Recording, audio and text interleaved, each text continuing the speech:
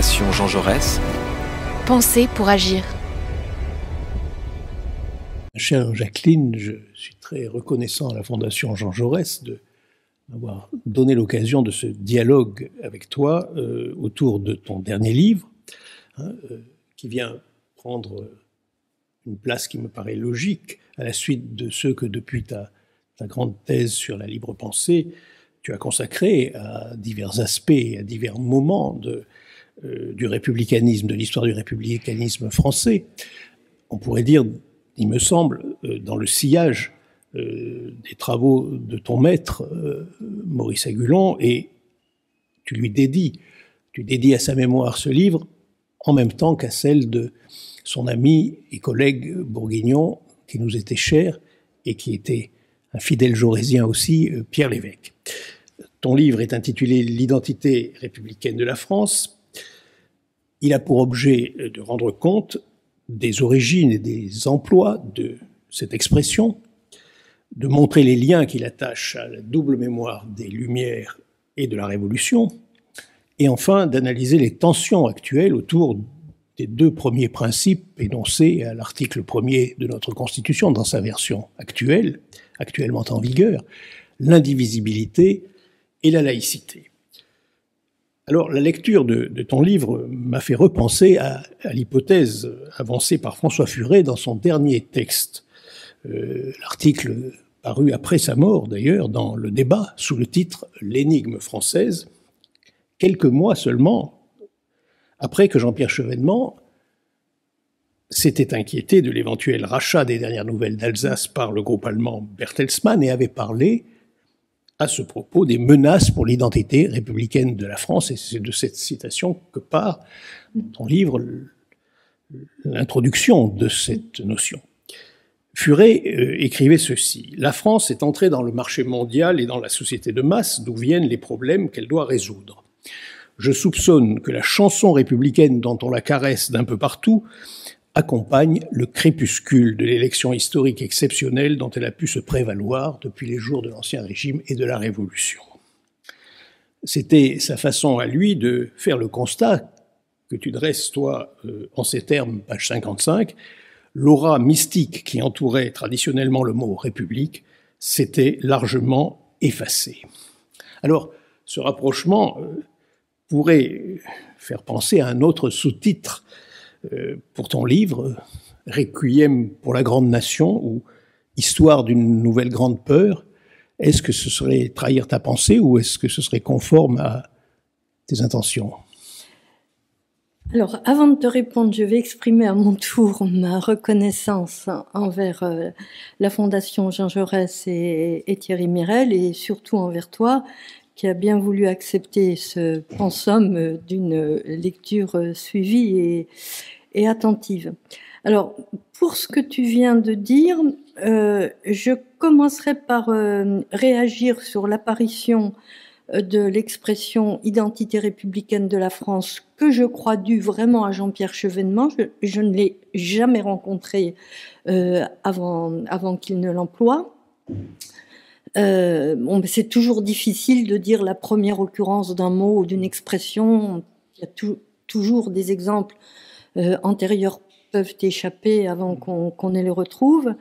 Donc, ce que j'ai voulu faire avec cette étude de l'expression, c'est montrer comment on était passé d'une identité nationale et identité de la France à une identité républicaine. C'est ce passage-là qui m'a intéressée. Alors, pour revenir à ton dernier point et à la question que tu me poses, c'est vrai, tu as raison de souligner après François Furet la concomitance entre cette dilution de la nation dans un ensemble plus large, plus grand, et la chanson républicaine qui accompagne. Mais en même temps, l'idée ne m'en est pas venue d'ailleurs, je n'aurais pas parlé de Requiem pour la grande nation, pour une grande nation, parce que je crois qu'il y a vraiment une déperdition de sens, d'amour, de mystique, d'affectivité, je ne sais pas ce qu'il faut dire, envers la République elle-même et plus spécifiquement la République qu'envers la nation. Mais là, c'est peut-être parce que je réagis en tant que personne qui a quand même pas mal travaillé sur la période de 1848, ou sur le premier 19e siècle, où il y avait une réelle mystique républicaine. Je pense, par exemple, au chant des transportés de Pierre Dupont, où on chantait « Ô Sainte République ». Il y avait également un hymne pour les arbres de liberté qui commençait par « Ô Sainte République ». Donc c'était la Sainte République, c'était la République que des gens comme les républicains obligés de se cacher, les républicains des coulisses, vénérait, sacralisait. Je pense à ce que racontait Martin Bernard dans ses mémoires ou ses souvenirs, que racontaient d'autres prisonniers politiques également. Quand Martin Bernard était prisonnier à Doullens, à certaines occasions, il se réunissait pour chanter la Marseillaise et se mettait à genoux pour chanter la Marseillaise. Donc là, il y a vraiment une mystique républicaine profonde, religieuse, mais il est vrai que la Seconde République a eu un côté de religiosité et de sacré extrêmement poussé. Et pour redescendre le temps dans notre direction, je pense à des décennies plus récentes que celles des années 1840-1850. Moi, quand je faisais ma thèse sur la libre pensée, dans les années 70, 80, j'ai rencontré de vieux militants libre-penseurs qui avaient dépassé les 80 ans, voire les 90 ans. Je me souviens d'un militant que j'avais rencontré à Antony, en banlieue parisienne, mais qui venait du Midi, qui disait « la République, ma mère, la République, ma mère ». Et à l'occasion de ce livre, j'ai été amenée à trouver le témoignage d'un franc-maçon, encore en 1992, c'est quand même pas si loin que ça, à Valmy, et qui parlait de sa foi en la République. Mais maintenant, qui va dire Sainte République? Qui va dire la République ma mère? Qui va dire ma foi dans la République? Là, il y a eu vraiment un effondrement de la spiritualité républicaine, là. Et c'est surtout ça que j'ai voulu souligner. Et ça tient aussi peut-être au fait que beaucoup d'historiens, de sociologues, d'hommes politiques l'ont souligné. Maintenant, pratiquement tout le monde en France se dit républicain. Donc, peut-être que cette diffusion d'une idée républicaine s'est affaiblie en même temps qu'elle se répandait en réalité. On ne peut pas avoir 95% de Français qui se mettent à genoux en entendant la Marseillaise. Enfin, je dis ça comme ça pour... Ouais. Alors, ce que je te propose, ça me semble être le plus simple, c'est de suivre le plan du livre et d'aborder un certain nombre de questions dans l'ordre où elles se présentent. Et on l'a compris, la première partie porte sur le vocabulaire. Et évidemment, on pense à Lucien Febvre disant en 1929 que faire l'histoire d'un mot, ce n'est jamais perdre sa peine. Et comme ce mot, en l'occurrence, c'est celui de civilisation, on a envie, ces jours-ci, de renvoyer les lecteurs à ce texte de Febvre sur l'histoire du mot civilisation. Mais je referme la parenthèse. Ici, on passe de l'âme à l'identité. Tu consacres aussi quelques pages à l'esprit, au génie, tous ces mots qui aboutissent, dans certains cas, à l'usage de l'abréviation ADN. J'ai été frappé du fait que dans un livre intitulé « L'âme des nations » que tu cites d'Alain Minc, un livre de 2012, le terme qu'il emploie le plus, c'est ADN. Et quand on pense à la fréquence des emplois métaphoriques de cette abréviation, on en vient à se demander, c'est la question que j'avais envie de te poser, si on n'a pas là un signe parmi d'autres, mais un signe très net, de la substitution d'une culture technocratique à ce que l'on aurait désigné autrefois, et je prends la suite de ce que tu as dit, comme le spirituel républicain. Oui.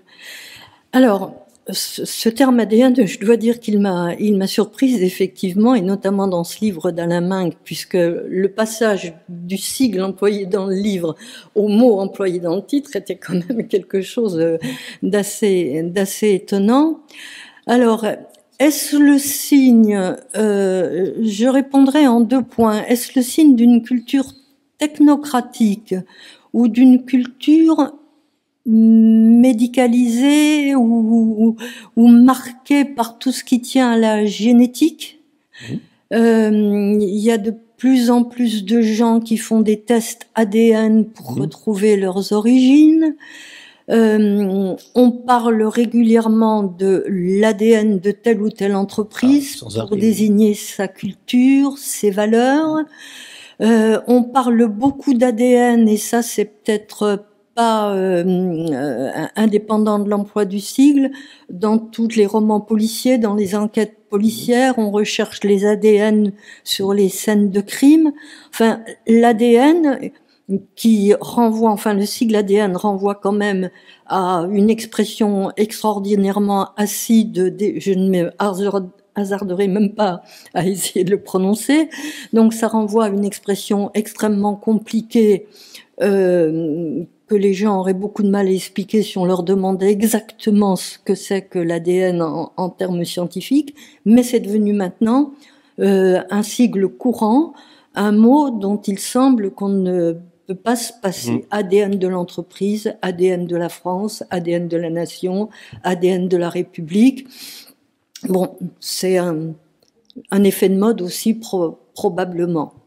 Mais j'observe quand même que dans certaines circonstances ou dans certaines situations dramatiques ou solennelles, plusieurs personnalités politiques, y compris des présidents de la République, je pense à François Hollande au moment des attentats de 2015 ou dans d'autres circonstances, je crois aussi au moment de l'assassinat du père Hamel, eh bien, on en revient à l'emploi de l'âme de la France ou de l'âme de la République pour faire appel aux valeurs suprêmes de laïcité. Là, on dirait que la dramatisation ou la solennisation d'un contexte appelle le retour d'un mot plus marqué au coin d'une spiritualité précisément plus grande que le terme technique ou médical ou scientifique d'ADN. Et alors, en parlant de l'âme, j'ai lu récemment, mais je n'ai pas encore lu le livre, que Robert Rodecker vient de sortir un livre sur l'abolition de l'âme. C'est un livre qui est paru au début de l'année 2023, à peu près, peut-être un peu avant, un peu après mon livre, je ne sais pas. Je ne l'ai pas encore lu, mais j'ai la ferme intention de le lire, où Robert Rodecker explique à quel point cette volatilisation du mot âme lui paraît problématique dans l'histoire de l'humanité, dans l'histoire de la civilisation. Il dit que la disparition de ce mot correspond à un homme maintenant qui est en quelque sorte, j'ai noté ces expressions, à une spiritualité dévitalisée, à un monde désanimé et à un homme désincarné. Et il revient très souvent, enfin tout son livre porte sur la disparition du mot, mais le mot évaporé, mot escamoté, enfin vraiment pour lui la disparition du mot c'est plus qu'une question de vocabulaire, c'est vraiment un signe des temps en termes de spiritualité. Spiritualité, non pas une spiritualité religieuse X ou Y, mais une spiritualité plus fondamentale de l'humanité. Alors, on pourrait revenir à présent sur le mot identité, et en particulier sur le dernier livre de Fernand Braudel, ce livre qui a imposé dans le paysage l'identité de la France, et qui a été sans doute l'un des plus grands succès de librairie de son auteur. Alors, tu commentes évidemment ce livre et tu te fais l'écho de la critique de René Galissot, en rappelant que celui-ci a été un militant anticolonialiste. Et quand on lit ou qu'on relit l'article de René Galissot, on est frappé, je l'ai été en le reprenant, hein, de l'absence totale de considération économique dans sa critique. Le qualificatif est absent, le mot économie aussi, et cela fait penser que ce moment, ce milieu des années 80, est celui où l'histoire de notre discipline, me semble-t-il, connaît un changement profond. L'économie perd de sa superbe, perd de l'hégémonie qui avait pu être la sienne. Le social s'en trouve entraîné du côté de la culture, ce qui correspond bien, en somme, à la mode des identités, puisque c'est le titre de la revue « La mode des identités », de ce dossier de la revue L'Homme et la Société où paraît l'article de Galissot. Et lorsqu'il parle de chant du cygne, tu reprends cette expression, on a envie de se dire que ce chant du cygne, c'est celui aussi de l'inventeur de l'économie monde, c'est celui du co-directeur avec la brousse de l'histoire économique et sociale de la France, sur laquelle on a souffert, je crois, quelques-uns d'entre nous, et on a beaucoup appris aussi de cette grande somme, mais c'est un fait. Et l'économie perd de sa place hein, dans ces débats sur l'identité, à un moment où, nous le savons bien à présent, et on voit à quel point ça travaille encore la société française, la désindustrialisation, les délocalisations tournent à plein régime, si j'ose dire. Donc on fait aujourd'hui retour sur cette période, mais à l'époque, ça n'entre pas tellement en ligne de compte dans les réflexions ou les débats sur l'identité. Oui, tu as raison de souligner cette coïncidence chronologique que j'aurais dû souligner moi-même. En effet, c'est à t'écouter, en effet, je me dis, mais c'est vrai, c'est très frappant. Alors, quand Galissot s'en est pris au livre de Fernand Braudel, hein, parce qu'il le critique, et en fait, il le critique plus, non pas comme un livre qui a fait l'économie de l'économie, mais comme un livre qui, sans le dire, est en fait une sorte de roman national, faisant de la France un personnage transhistorique qui surplombe tout. Absolument. D'où d'ailleurs la problématique avec la colonisation et la décolonisation et avec l'Algérie, puisque Galissot était historien du Maghreb. Moi, à dire vrai, ce qui m'avait le plus frappé avec ce titre de Fernand Braudel, c'est l'incertitude, les hésitations qu'il manifestait lui-même par rapport au titre qu'il avait choisi, puisque il écrit que ce titre, je reprends la citation, que ce titre n'avait cessé de le séduire, mais de le tourmenter, et finalement, il ne donne pas véritablement la raison de son choix. Alors après avoir dit qu'il avait été séduit et tourmenté, et que plus il se posait de questions sur cette expression, plus des questions nouvelles apparaissaient à la surface, il tente de donner une définition de cette identité de la France. Il commence par donner des définitions qui laissent un peu sur la fin, puisqu'il dit c'est une sorte de superlatif, mais superlatif de quoi? Une sorte de problématique centrale, et puis finalement il dit que c'est le résultat vivant de ce que l'interminable passé a déposé patiemment par couches successives, comme le dépôt imperceptible de sédiments marins a créé à force de durée les puissantes assises de la croûte terrestre. Donc là, puisqu'il remonte très loin, il remonte à la préhistoire, et donc là, moi ça m'a fait penser, quand il écrivait tout ça, à un livre que j'avais beaucoup aimé naguère, le livre de Jean Guilaine, La France d'avant la France, qui remonte aussi à plusieurs millénaires avant notre ère. Mais ça ne répond pas.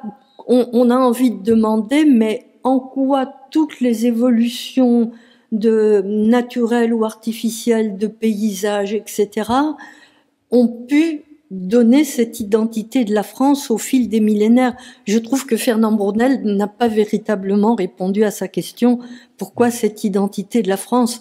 Et on peut se demander si finalement c'était pas parce que c'était une expression dans l'air du temps. Finalement, ce qui est frappant, c'est que quand il sort l'identité de la France en 1986, de manière inachevée d'ailleurs, oui. il est mort avant de l'avoir achevé, l'année précédente, en 1985, étaient sortis 2 autres livres sur l'identité nationale ou l'identité de la France, un par un club de réflexion de gauche et l'autre par une instance de réflexion de droite.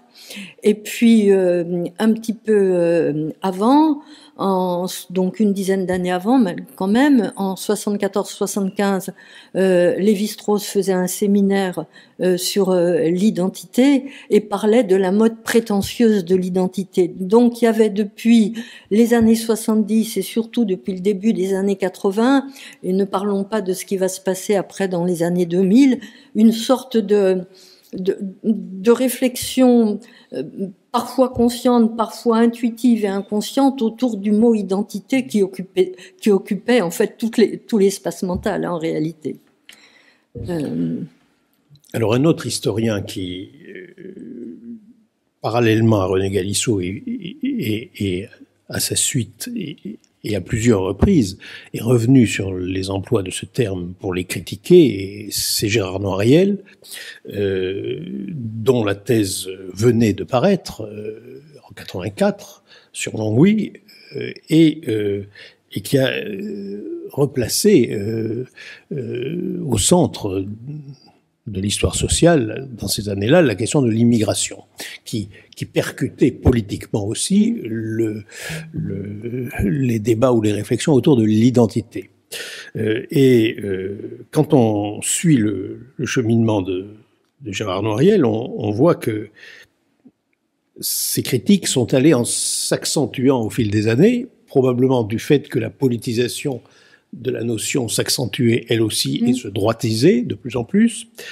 Et dans son essai À quoi sert l'identité nationale en 2007, qu'il a écrit en réaction à la formation d'un ministère que tu commentes par Nicolas Sarkozy, le ministère de l'immigration, de l'intégration, de l'identité nationale et du développement solidaire, Noiriel en vient à suggérer que, je le cite, l'antagonisme franco-allemand qui avait structuré le récit d'actualité entre 1870 et 1945 a été remplacé par un nouveau discours où le « nous » français apparaît constamment opposé au « eux » islamiste.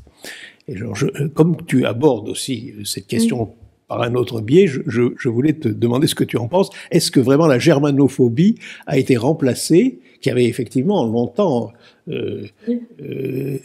occupé les esprits quand on avait besoin de se désigner un ennemi?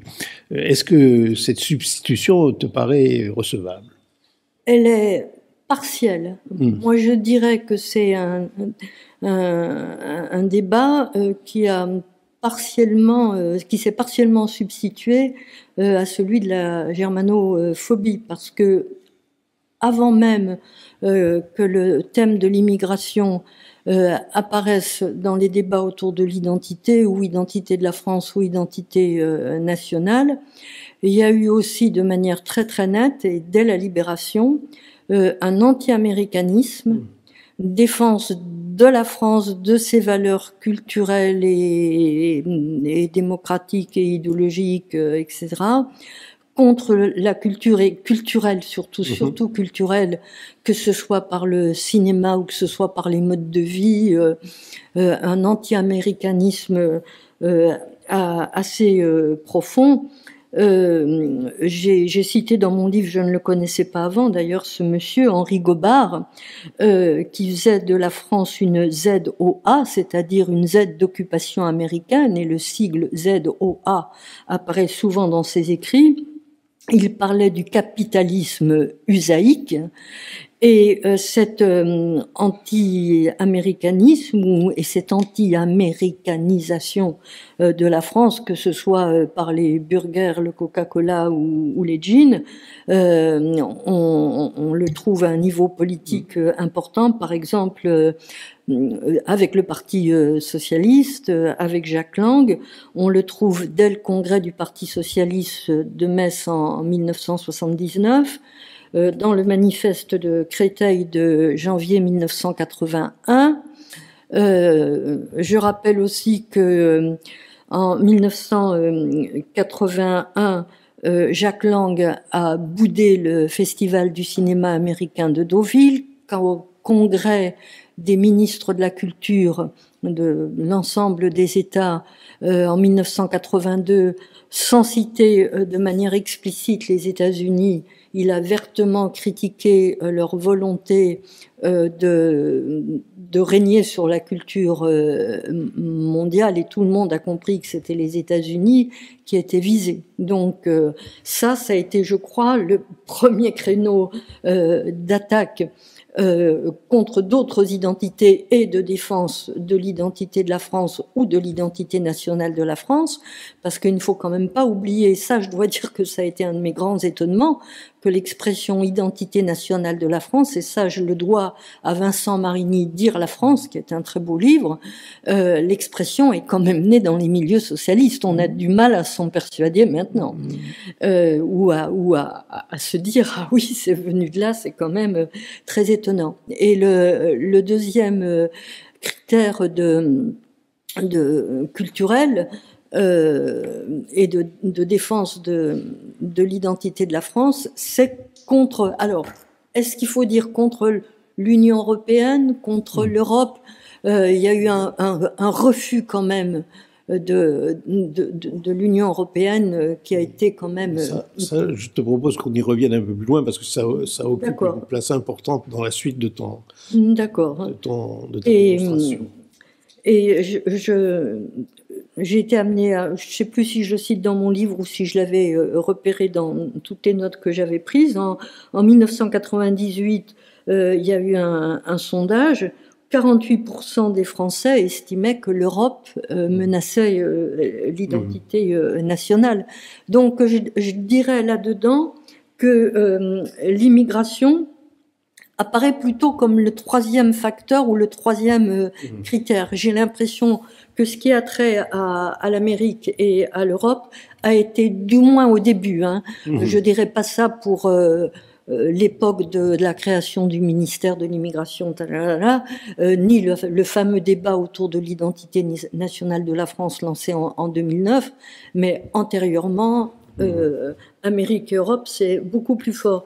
Et alors, il y a quelque chose qui m'avait aussi bien intéressé, c'est quand est créée une commission de la nationalité dans les années 80, cette commission de la nationalité rend son rapport le 22 juin 1987 et que ce rapport contient un chapitre qui s'appelle « Intégration, identité nationale, nation », mais je n'ai pas le souvenir que quelqu'un ait bronché à ce moment-là. Et dans cette commission, il y avait Bruno Etienne qui dit des choses extrêmement intéressante, et à un moment donné il dit que l'identité de la France lui semblait, je reviens sur ces histoires, l'identité de la France lui semblait beaucoup plus menacée par la mondialisation de la culture ou par l'Europe, donc mondialisation de la culture c'est les États-Unis, ou par l'Europe, que par les beurs. Beurre étant une commodité de langage, bien entendu. Mais en même temps, il disait, il y a quand même, par rapport au beurre et à leur culture, des limites à poser. Le droit à la différence poussé jusqu'au bout de sa logique intrinsèque ne peut conduire qu'au ghetto ou au bantoustan. Voilà. Mais quand il y a eu cette commission de la nationalité, je n'ai pas le souvenir qu'on ait poussé au cri comme on les a poussés avec le débat sur l'identité nationale en 2009. Je ne crois pas. Alors, comme il faut que nous avancions dans le livre, on va revenir maintenant sur la deuxième partie du livre, intitulée « Une double mémoire », et dans laquelle tu rappelles que considérer la République française comme l'héritière de la philosophie des Lumières revient à postuler la filiation directe entre les Lumières et la Révolution, puis la République.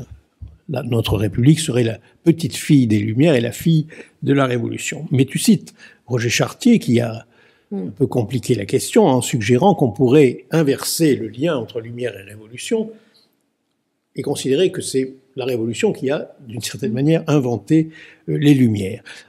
Quoi qu'il en soit, beaucoup des débats sur cet héritage ont porté sur la part de rupture et la part de continuité,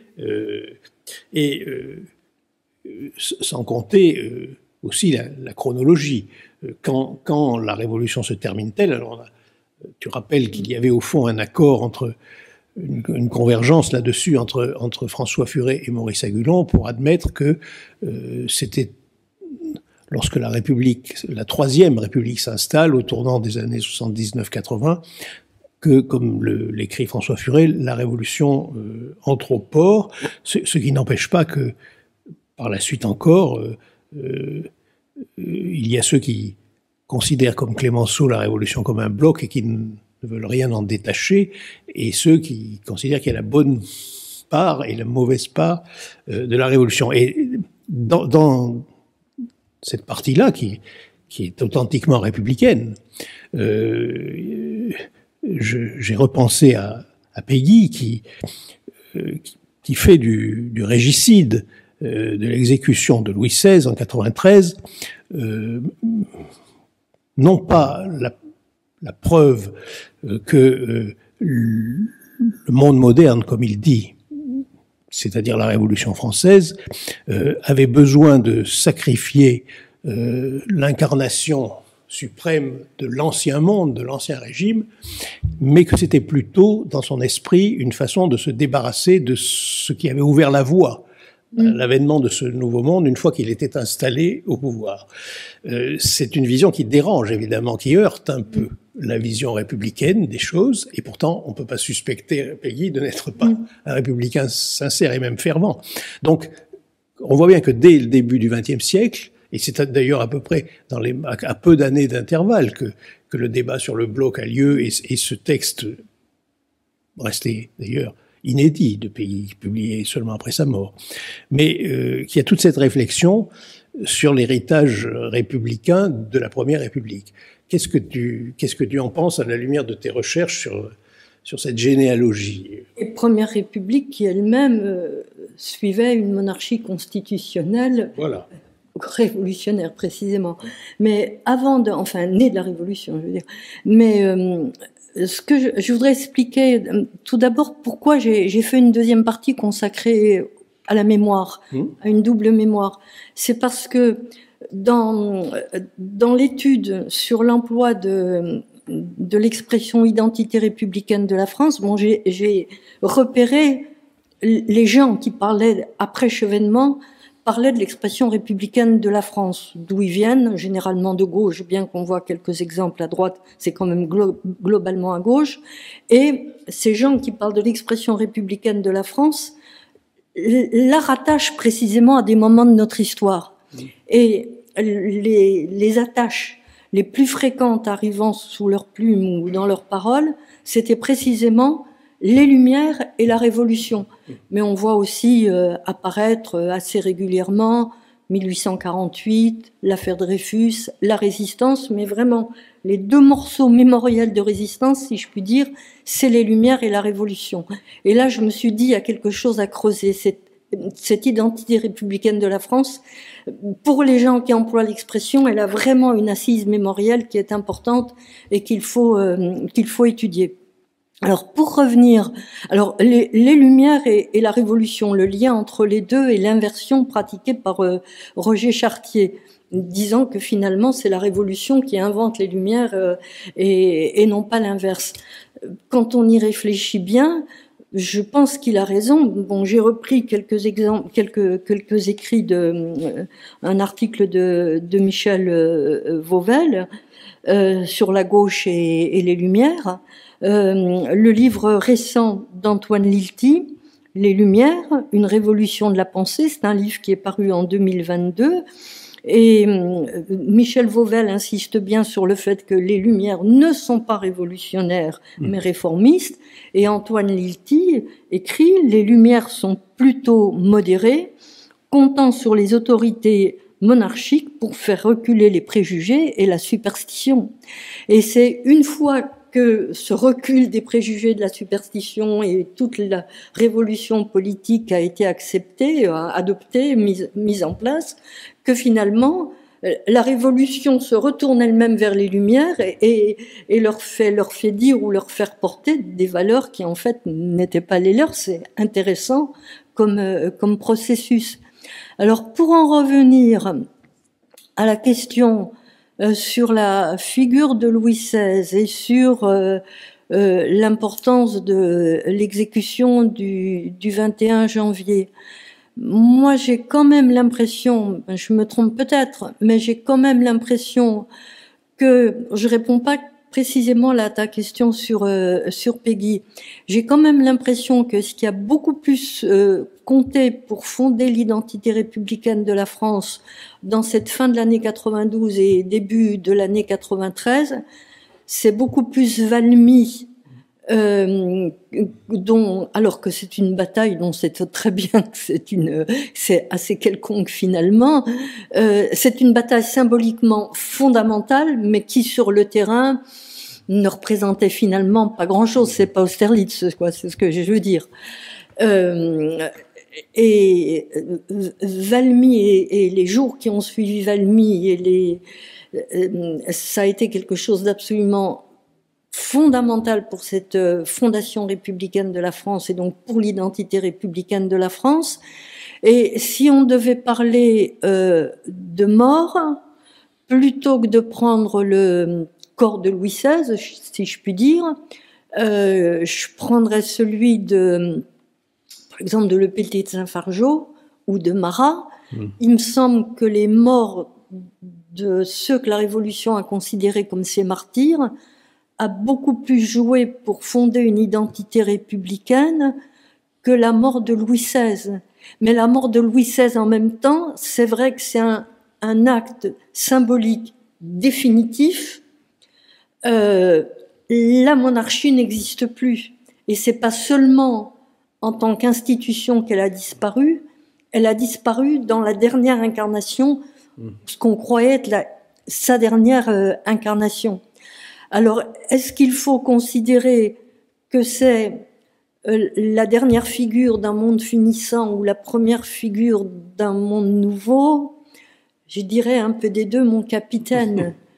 Vivant, c'est la dernière figure du mort qui disparaît. Mort, c'est la première figure du mort qui apparaît.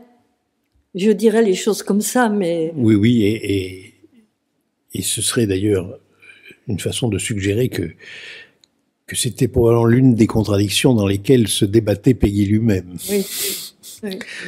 Alors, quant au lien vital, c'était les mots de Claude Nicollet que tu rapportes, et c'est l'occasion de saluer sa mémoire. Lien vital entre Révolution et République, tu fais évidemment un sort au bicentenaire, tu reviens assez en détail sur son déroulement, sur les débats auxquels il a donné lieu, et on en ressort avec l'impression que ce bicentenaire a mis à mal un peu ce lien vital entre Révolution et République. Et tu fais référence à l'un des livres qui l'ont le mieux montré, je pense, celui de Stephen Kaplan, Adieu 89.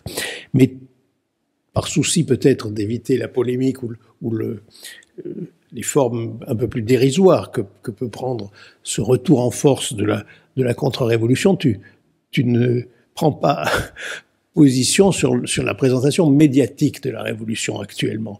Mais pourtant, elle mérite, il me semble, qu'on en dise quelque chose. Quand on voit le service public, France Télévisions, donner 2 heures en prime time à messieurs Stéphane Bern et Laurent Deutsch, qu'elle présente comme des guides d'exception pour nous conduire au cœur de la Révolution. Il y a quand même peut-être là un problème. Alors, j'en parle un tout petit peu à propos du cinéma, à propos des films. Effectivement. Et là, j'ai repris un article de Gérard Mordillat paru dans Le Monde diplomatique en janvier 2019 à propos de la Révolution au cinéma. C'est un article qui s'appelle « La Révolution sans révolution ». Et il écrit ceci. Il est évidemment plus flatteur de montrer le roi, sa femme, leur luxe, leurs costumes, leurs perruques, leurs banquets, leurs amours, que de s'intéresser à la population parisienne en haillons, crevant de faim, ou aux paysans les pieds dans la boue. Et il dit, dans la majorité des films consacrés à la Révolution, les gens qui parlent, ce sont le roi, c'est sa femme, ses courtisans, les nobles, et le peuple, lui, il hurle, il crie, il vocifère. Et la sympathie, elle va presque inconsciemment et instinctivement aux gens bien habillés qui parlent bien, plutôt qu'à ce peuple en haillons qui vocifère, qui tue, et ce d'autant plus qu'on connaît la fin de l'histoire et qu'on sait que la belle dame avec sa belle robe, elle va finir couchée le cou sous la guillotine, donc ça y est, on a plein, pauvre dame. Bon, cela dit, tu as cité 2 noms, Stéphane Bern et Laurent Deutsch, dont on sait bien, enfin j'espère ne pas les calomnier, peut-être je médis un petit peu malgré tout, qu'ils ont quand même une conception, me semble-t-il, assez pipolisée de l'histoire, hein. Et plus spécifiquement de la Révolution, me semble-t-il, hein. Comme je n'ai pas la télévision, je n'ai pas l'habitude de voir les émissions de ces 2 personnes, mais enfin, d'après les échos que j'en ai, c'est quand même quelque chose qui relève plus de la presse populaire, comme on disait autrefois, que d'une histoire. Ce qui ne veut pas dire que, par ailleurs, ils ne mettent pas leur nez régulièrement dans de vrais livres d'histoire, voire dans de vraies sources. Il faut voir ce qu'ils en tirent. Ouais. Oui, mais il faut voir aussi ce que tirent de la lecture de leurs écrits, puisqu'ils ne se contentent pas de faire des émissions. Oui, c'est vrai ils qu'ils publient leurs livres. Oui. Mais ce qu'en tirent ceux qui n'ont de rapport à l'histoire que par leur intermédiaire. Oui, non, c'est sûr, c'est sûr. Alors, on en vient à la 3e partie où tu traites successivement, je l'ai rappelé tout à l'heure, des 2 premiers principes inscrits dans la Constitution de la Ve République, l'indivisibilité et la laïcité. Mais si tu n'abordes pas directement les 2 autres, c'est-à-dire la République est aussi démocratique et sociale, c'est bien quand même la crise démocratique à laquelle nous sommes confrontés qui traverse comme un fil conducteur toute cette dernière partie. Et donc, c'est là que je voulais revenir sur l'Union européenne, si tu veux bien, parce que tu en fais, et tu n'es pas la seule, mais tu le soulignes fortement, au minimum un révélateur de cette crise démocratique nationale. Et tu cites le philosophe Jean-Fabien Spitz, qui lui considère la ratification par le Parlement du traité de Lisbonne en 2008, après le succès du non au référendum sur le projet de constitution de 2005, comme l'événement fondateur de cette crise démocratique. Et on a évidemment envie de tirer ce fil à la lumière de ce qui s'est passé en Grande-Bretagne, enfin au Royaume-Uni, avec le référendum, pourtant instrument démocratique tout à fait étranger à la tradition britannique, et qui a donné le résultat que l'on sait. Et dans le débat français, à l'approche des élections européennes de 2024, le fait d'avoir des deux côtés de l'échiquier, dans les deux oppositions à la majorité actuelle, des gens qui ne sont pas des européistes fervents, c'est le moins qu'on puisse en dire. Et on ne peut pas ne pas soulever là la question de ce qui a été, et qui n'est plus, une grande espérance républicaine, celle de Victor Hugo, pour qui, au fond, la République française, c'était une étape sur la voie de la République universelle, et que entre les deux, il y aurait les États-Unis d'Europe. Je résume et je simplifie, mais c'est quand même en gros cette idée. Et on en paraît bien éloigné, non? Alors, pour cette troisième partie, je voudrais aussi revenir sur sa raison d'être, si tu permets. Pourquoi est-ce que j'ai choisi 2 principes sur les 4, puisqu'il y en a 4, comme tu le rappelles? Alors, si j'ai divisé ces principes en 2, c'est parce que le principe renvoyant à la démocratie, enfin les 2 principes renvoyant à une république démocratique et sociale, sont problématiques, mais problématiques parce qu'on estime qu'ils sont, et c'est le cas surtout actuellement, qu'ils sont mal mis en œuvre. On ne remet pas en cause leur existence, voire leur essence, on remet en cause le fait qu'on n'aille pas avec eux jusqu'au bout du chemin et qu'ils soient mal traités.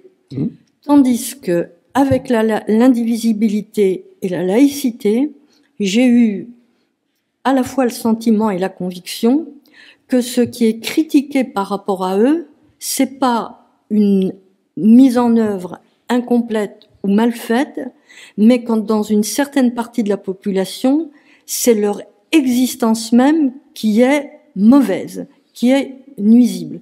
C'est pour ça que j'ai voulu traiter ces 2-là, qui me semblent les plus problématiques. Mais il se trouve, par ailleurs, que dans les derniers mois où j'étais en train de terminer mon livre, on parlait beaucoup, à partir des langues régionales, de la laïcité, du port des abayas, des camilles, etc. On parlait beaucoup et de l'indivisibilité et de la laïcité. Et puis au début de l'année, le vent a tourné, exit les abayas, les camilles, c'est tout ce qu'on veut, et arrive le 49.3, le référendum d'initiative populaire, l'accusation de passer d'une démocratie à une démocrature, etc., etc. Et je me suis trouvé gros gens comme devant à me dire, dans ma partie des principes, je traite quelque chose qui brusquement a disparu comme ça parce que le vent a tourné, et les sujets les plus aigus et les plus immédiats, je n'en parle pas beaucoup, mais effectivement, c'était pas mon problème dans mon chapitre, dans ma partie sur les principes. Alors, pour l'Europe, c'est vrai, Jean-Fabien Spitz n'a pas été le seul à souligner cette importance fondamentale pour la vie démocratique du pays de ce qui s'est passé entre 2005 et 2008, où on a estimé qu'il y avait là une forfaiture du pouvoir exécutif par rapport à la manière dont les Français s'étaient prononcés. Et je crois que Spitz et tous ceux qui ont souligné cet écart-là entre 2005 et 2008 ont parfaitement raison. Là, je crois que premièrement, les Français se sont sentis, les Français, une grande partie des Français ont dû se sentir trahis d'une part, et d'autre part surtout se sont posé la question, mais finalement nos institutions, elles servent à quoi? Que l'on aille voter ou non, pour des élections ou pour un référendum, finalement ça sert à quoi? Puisque ce qu'on a voté, c'est comme peanuts, pour parler un patois contemporain. Donc, c'est un vrai problème. Là, il y a un vrai problème et c'est plus qu'un problème. Moi, je pense effectivement quelles qu'aient été les bonnes intentions qui a été derrière cette bonne ou mauvaise intention qui a été derrière cette pratique en 2008. Moi, il me semble que c'est une faute démocratique et une faute politique majeure qui a été commise. Et une faute politique, une faute politique dans les deux sens du terme, une faute politique, il ne fallait pas faire ça, ce n'était pas bien, mais en plus une faute politique beaucoup plus profonde parce que personne n'a semblé anticiper au moment où on prenait cette décision, personne n'a semblé anticiper les effets délétères que ça allait provoquer dans la vie démocratique de la France. Alors, tu parles des États-Unis d'Europe, Victor Hugo, etc., etc. À un moment, cette espèce de rêve européen éveillé du temps de Victor Hugo, mais également antérieurement, et puis le désamour envers l'Europe, mais seulement l'Europe. Alors, je dis figures antérieures. Il faut dire que ce rêve d'Europe au XIXe siècle, il était très largement corrélé à l'amour de la paix et à la recherche de la paix. Et on peut renvoyer à l'abbé de Saint-Pierre au début du XVIIIe siècle, on peut renvoyer à Kant et à son traité sur la paix perpétuelle, on peut même renvoyer à la Marseillaise, parce que la Marseillaise a beaucoup plus de couplets que ceux qui sont habituellement cités et a fortiori chantés. C'est d'ailleurs par Edgar Morin, je dois dire que je l'ai appris récemment, enfin pas par lui en personne, mais par un mignon petit livre qu'il a publié en 2019 aux éditions de l'Aube, La Marseillaise. C'est la reprise d'un long article qu'il avait donné au Monde en 2014. Il a repris les 15 couplets de la Marseillaise, les 15 couplets qui ont existé au total, dont j'arrive pas à savoir s'ils étaient vraiment tous de Rouget de Lille, d'ailleurs. Laissons de côté le couplet des enfants, qui à coup sûr n'est pas de lui. Et il cite donc il reproduit tous les couplets. C'est illustré par un dessinateur, Pascal Lemaître, aux éditions de l'Aube. C'est un vraiment mignon petit livre. Et il insiste sur les couplets 11, 12 et 13 en montrant à quel point, dans ces derniers couplets de la Marseillaise, l'idée d'une Europe, l'idée d'une universalité, l'idée d'une humanité en paix apparaît déjà. Bon, après, il y a eu Saint-Simon, après, il y a eu Victor Hugo, bon, puis ça, on peut remonter jusqu'à Aristide Briand, etc., etc. Mais cette Europe pacifique, c'est pas l'Europe technocratique de maintenant. On parle pas de la même Europe en fait. Dans un cas, on parle de peuples frères, et dans un autre, on parle d'une organisation qui a toutes les bonnes et mauvaises intentions qu'elle peut avoir, suivant qu'on est dans le domaine des marchés, dans le domaine des idées, dans le domaine de la défense des droits des citoyens, mais ça passe toujours par des structures, ça passe toujours par une organisation de conseils, de commissions, de comités, alors que chez Victor Hugo, on est dans une sorte de rêve finalement, enfin d'idéal plutôt. Oui, au fond, la République est toujours plus belle sous l'Empire, voilà. et l'Europe était plus désirable avant voilà. qu'elle soit une construction voilà. institutionnelle. Exactement. Alors, dans ce même chapitre 6, tu consacres quelques pages à la loi Molac de 2021 relative à la protection patrimoniale des langues régionales et à leur promotion, non sans avoir auparavant rappelé très en détail, d'ailleurs, hein, c'est un passage très, très utile parce qu'il est à la fois synthétique et très complet, l'échec de François Hollande, qui s'était engagé en tant que candidat à faire ratifier la Charte européenne des langues régionales et minoritaires, et qui n'y est pas parvenu. Alors, on sait que c'est un débat récurrent, et tu en rends compte dans une chronologie plus longue, et on a envie de te demander s'il ne faut pas déduire de l'affirmation liminaire de l'article 2 de la Constitution, la langue de la République est le français, que la promotion des langues régionales est donc en elle-même et par principe une atteinte à notre identité républicaine. Alors, le problème, c'est que cet alinéa que le français est la langue officielle de la France, bon ça, moi je connaissais rien avant langue régionale ou pas grand-chose, je dois dire moins que toi qui en as parlé dans ton livre sur les petites patries. J'ai appris beaucoup de choses en travaillant pour ce livre, heureusement qu'on apprend des choses en travaillant pour les livres d'ailleurs, mais moi j'ai appris que cet alinéa, il a quand même été ajouté pour défendre le français contre l'anglais. Et ensuite, il s'est totalement retourné. Tous les ennemis des langues régionales, Mélenchon en tête d'ailleurs, se sont tous appuyés sur cette décision qui avait été prise pour défendre le français contre l'anglais, pour lutter contre les langues minoritaires et régionales.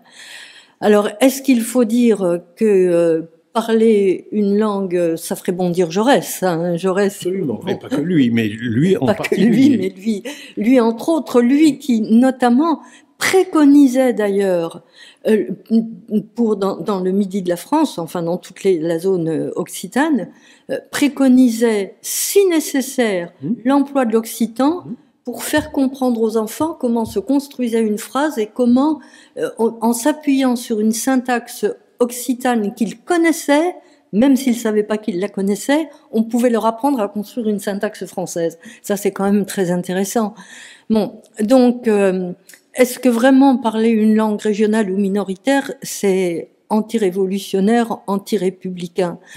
On se prend à rêver que ça aurait pu être autrement, parce que finalement, la première décision qui a été prise sous la Révolution française pour que toutes les populations connaissent les nouvelles lois, la nouvelle législation, c'était pas de leur rentrer dans le crâne les textes des lois en français, c'était de traduire en français des textes qu'on leur mettait en picard, en occitan, en alsacien, en tout ce qu'on veut. Et il s'est trouvé qu'on n'avait pas assez de traducteurs pour faire de bonnes traductions des textes.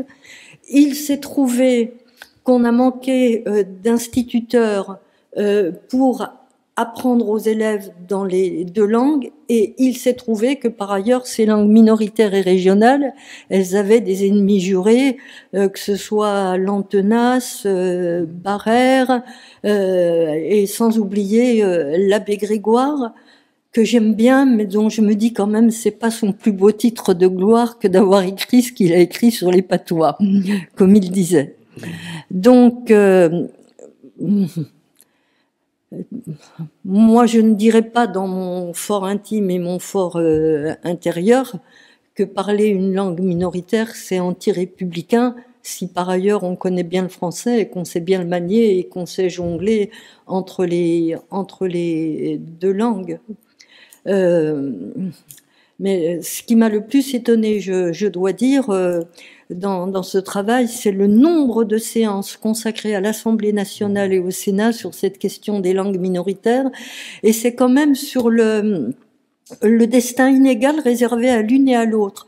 Parce que là, le Conseil régional en Bretagne a quand même acquis le droit de tenir ces débats en trois langues, le français, le gallo et la langue bretonne, ce qui n'est pas donné à toutes les régions, et le débat continue. Il n'y a pas si longtemps que ça qu'il y a eu encore des protestations de parents d'élèves, je crois, à propos de l'apprentissage de l'occitan dans des écoles et du fait que des œuvres occitanes très belles tombent dans l'oubli parce qu'on estime que c'est pas une langue qui doit être parlée, qu'elles sont écrites dans une langue qui sont pas parlées en France. C'est vrai que il y a une forme de tristesse à voir une culture importante de telle ou telle région disparaître, s'amenuiser pour ne pas parler de la langue elle-même.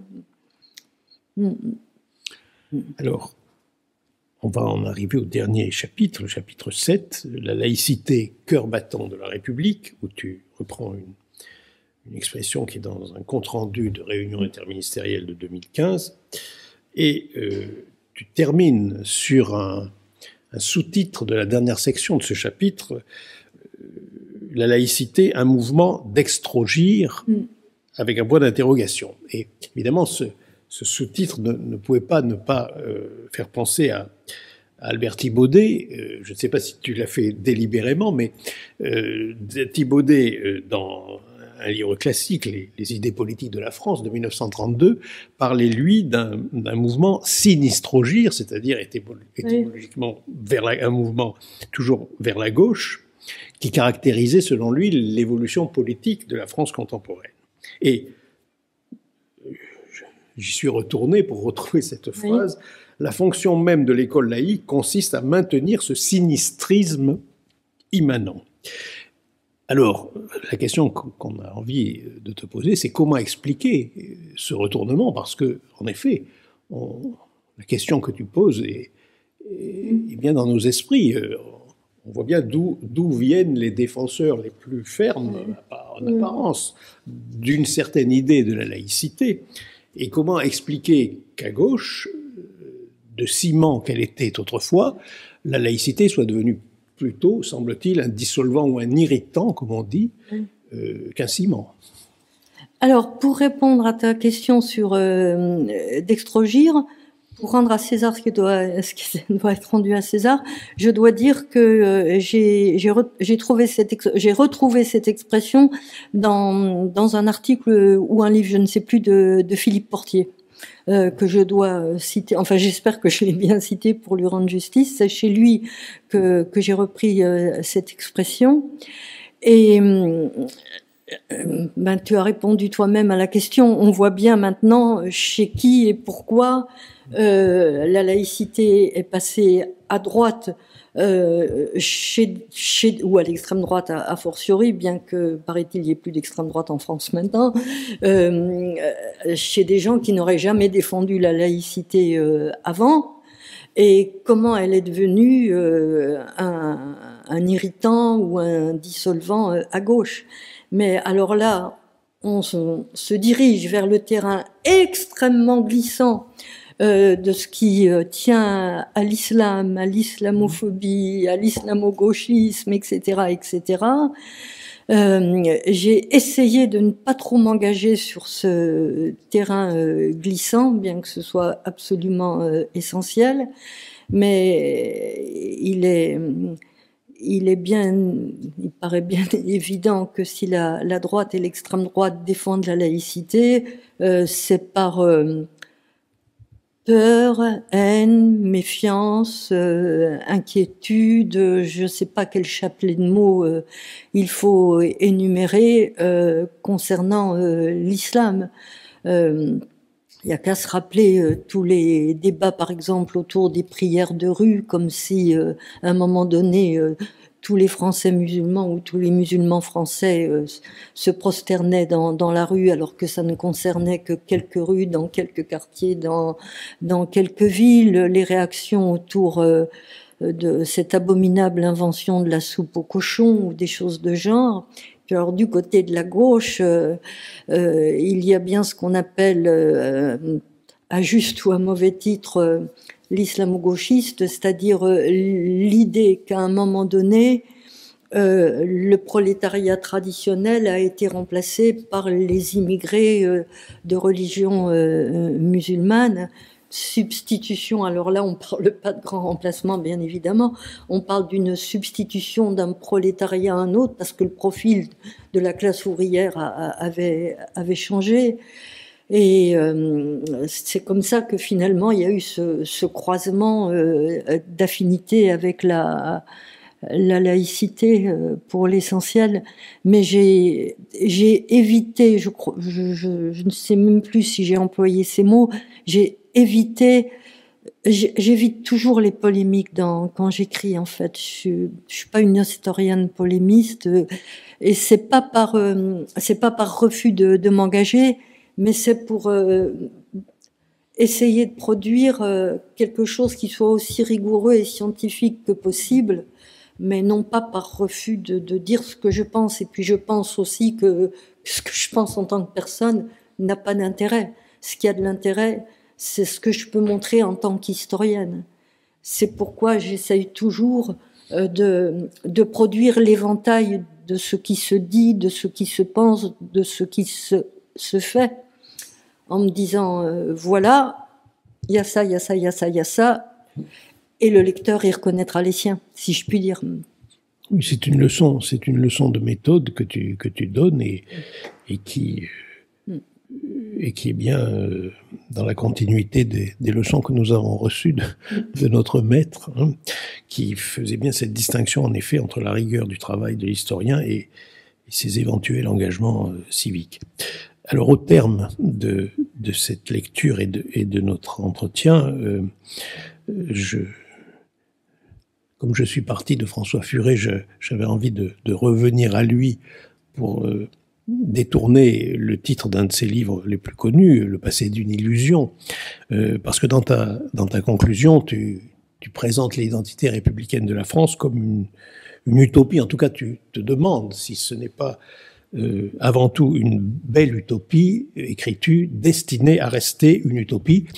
Et donc, tu éclaires depuis le XVIIIe siècle le passé d'une utopie, mais on a envie de te demander, là encore pour illustrer les limites entre l'histoire et les propositions sur notre temps et sur la suite, si il y a un avenir à cette utopie et quel est-il dans ce cas? Ah, c'est difficile.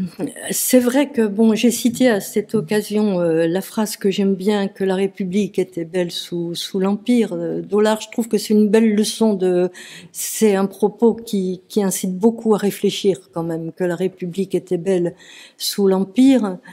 Et là, je me suis dit, l'identité républicaine, elle n'a jamais été vraiment vécue, établie, construite à son maximum. Et elle tend plutôt, malheureusement maintenant, elle me semble qu'elle tend plutôt à décliner qu'à progresser, ne serait-ce qu'à cause des divisions idéologique, sociétale, de la segmentation de notre société, que ce soit au plan économique, au plan des idées, au plan culturel, etc. Donc, je me dis, finalement, l'identité républicaine, c'est comme la République elle-même.